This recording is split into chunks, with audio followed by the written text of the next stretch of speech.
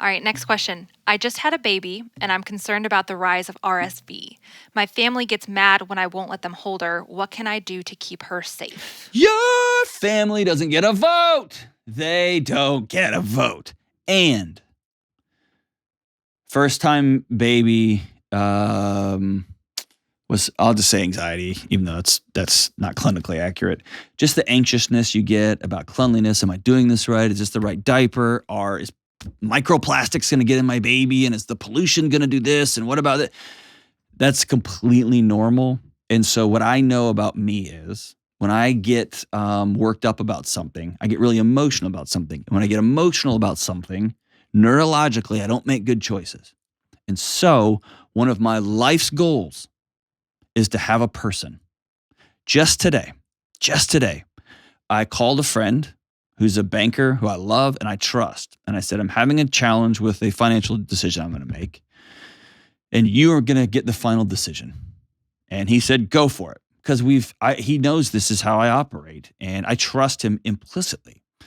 And he knows me for 30 years now. He also knows the financial markets, and he knows he's a part of my will, like in terms of being an executor. So he knows how much money I make and how much money I have. I'm completely open with him.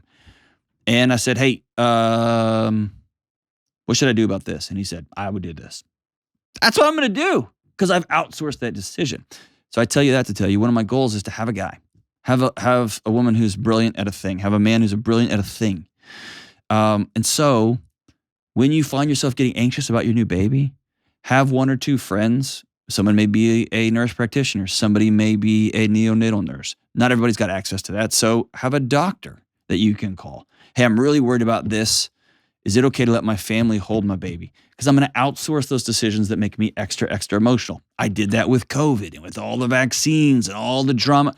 I knew I've got real strong opinions and I might be completely wrong. So I'm going to call people that I trust in other areas of my life and help and get their more informed position than mine, right? And I do that with a lot of things, and it just makes a lot more peace in my life because here's what I've come to find out. The wisest, smartest, wisest, and most peaceful people I know say the words, I don't know, but I can find out, more than anybody else I know. It's those who really struggle with self-esteem, those who really struggle with their place in the world, those who really are trying to prove to everybody how smart they are, that always have an opinion on everything.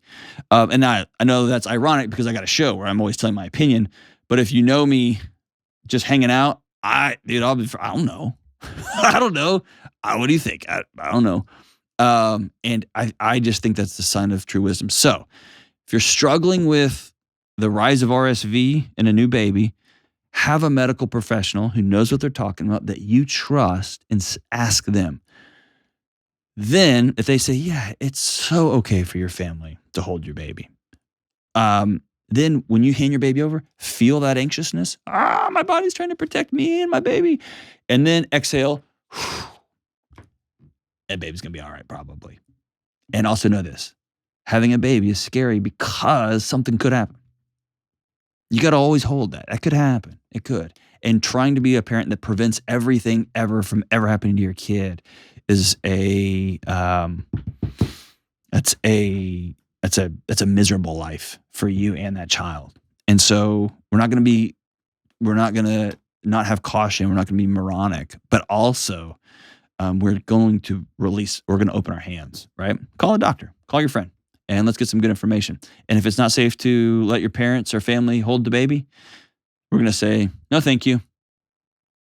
Or we're not going to let the baby be held this time. Cool. And if they are like, oh my God, then they don't get to see the baby. Ta-da. And I'm going to feel guilty about it. I'm going to feel sad about it, but I'm going to move on with my life.